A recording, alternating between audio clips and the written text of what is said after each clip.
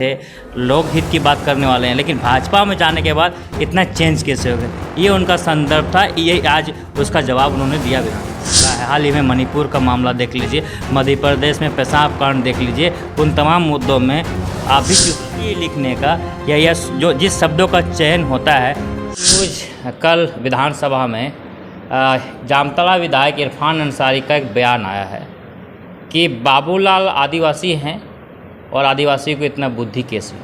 और जब से ये बयान आया है तब से पूरे प्रदेश में एक भूचाल सा आ गया। पूरे प्रदेश ही मुद्दों पे बात करने के लिए हमारे साथ में दुमका जिला अध्यक्ष हैं परितोष सोरेन, भाजपा से हैं। उनसे हम बात करते हैं कि क्या कहते हैं इन मुद्दों पर। तो ये बताइए परितोष सोरेन जी, जिस तरह से विधानसभा में जो आवाज़ें निकली हैं, जो बयान इरफान अंसारी जो विधायक हैं आपके पड़ोसी क्षेत्र के जामताड़ा के, इस तरह का बयान देना कितना क्या लगता है? नहीं, अकेले यह इरफान अंसारी की बात नहीं है। इरफान अंसारी ने जिस तरह से बाबूलाल मरांडी जी को निशाने पर लिया है, ये कांग्रेस के मानसिक दिवालियापन को दर्शाता है। आपको याद होगा ऐसी ही एक घटना राज्यसभा के अंदर जब महामहिम राज्यपाल श्रीमती द्रौपदी मुर्मू जी की नियुक्ति हुई थी राष्ट्रपति के रूप में, तो पश्चिम बंगाल के कांग्रेस के अध्यक्ष अधीर रंजन चौधरी ने भी ऐसा ही एक ओछा बयान दिया था आदिवासियों को लेकर के, महामहिम को लेकर के। तो ये सिर्फ इरफान अंसारी और अधीर रंजन चौधरी की बात नहीं है, पूरी कांग्रेस की मानसिकता ही ऐसी है।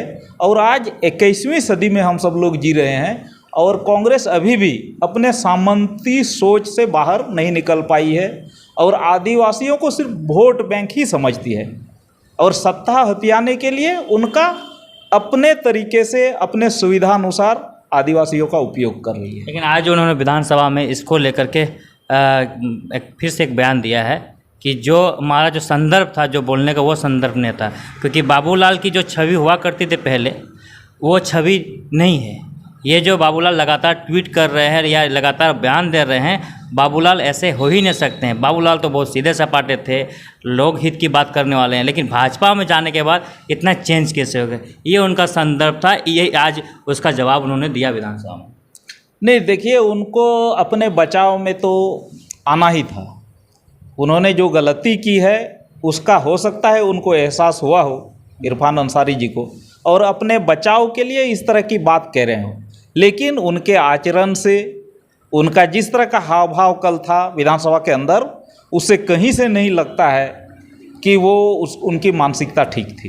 लेकिन एक सवाल, जहाँ तक बाबूलाल जी की बात है, तो बाबूलाल जी जब से राजनीति में आए हैं, हम लोग तो काफ़ी पुराने नहीं हैं, लेकिन बाबूलाल जी को सामान्यतः तब से जान रहे हैं जब वह वनांचल के अध्यक्ष बनकर इस क्षेत्र में आए थे। उनका नाम तभी से सुना था। मैं तो 97-98 से उनके साथ जुड़ा हूँ, जब वो 98 में पहली बार यहाँ से चुनाव जीते थे। उनकी सादगी, उनकी बुद्धिमत्ता, उनकी कार्यकुशलता से मैं तब से परिचित हूँ, 97-98 से।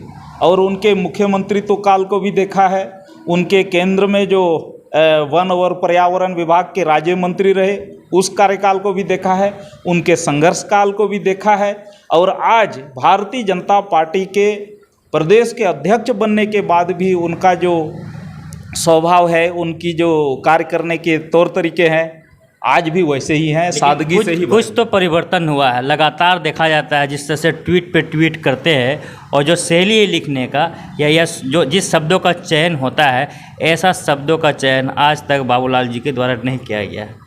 इसको आपको स्वीकार करते हैं?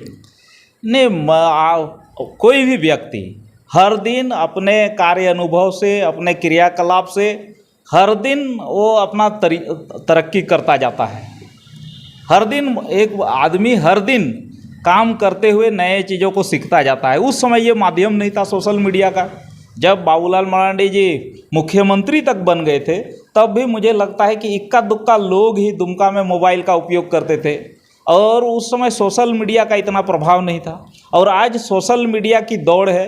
कभी कभी कुछ लोग अर्नगल बयानबाजी करते हैं सोशल मीडिया में आकर, हो सकता है उनका जवाब देने के लिए उनको भी कुछ शब्दों का इस्तेमाल करना। लेकिन एक और सवाल है कि भाजपा शासित राज्यों में भी आदिवासियों के साथ अत्याचार बढ़ा है। हाल ही में मणिपुर का मामला देख लीजिए, मध्य प्रदेश में पेशाब कांड देख लीजिए, उन तमाम मुद्दों में आप भी चुप रहते हैं, भाजपा के लोग भी चुप रहते हैं। इसमें बिल्कुल चुप।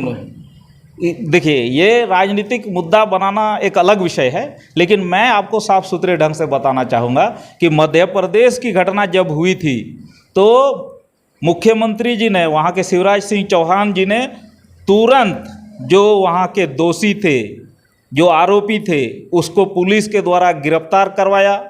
जो पीड़ित थे उसको बुला करके उनका ससम्मान पैर धोया, उनसे माफ़ी मांगी और जो अपराधी था उसके खिलाफ कानूनी कार्रवाई की। लेकिन झारखंड में भी, झारखंड की बेटियों के साथ, संथालों के साथ, पहाड़ियों के साथ जो घटना घटती है तो मुख्यमंत्री ऐसी तत्परता अपराधियों को पकड़ने में, अपराधियों को दंडित करने में नहीं दिखाते हैं। मणिपुर के मामले में तो सारे सरकार जो है, केंद्र सरकार चुप्पी साधी रही, बिल्कुल चुप्पी नहीं साधी हुई है। इतना बड़ा हादसा हो जाता है। केंद्र सरकार इस सत्र के पहले दिन से कह रही है कि हम मणिपुर में बहस चाहते हैं, हम मणिपुर में लोकसभा के अंदर डिबेट चाहते हैं, लेकिन किसी न किसी कोई बहाना बना करके कांग्रेस और विपक्ष बहस नहीं होना देना चाहती है और उस पर बहस से भाग रही है। पीएम भी तो नहीं पहुंच रहे। पीएम ने कह दिया है कि वो 8 से 10 तारीख के बीच इन मुद्दों पर जवाब देंगे। यहाँ तक कि क्या कहते हैं, अविश्वास प्रस्ताव लाने तक की बात को सहमति दे दी गई है 8 से 10 तारीख के बीच में। तो अब इन जो इरफान अंसारी के बयान को लेकर के जो तमाम चीज़ें चल रही है, आप लोग क्या मांग कर रहे हैं? हम यही चाहेंगे कि इरफान अंसारी और कांग्रेस इस मुद्दे पर माफ़ी मांगे।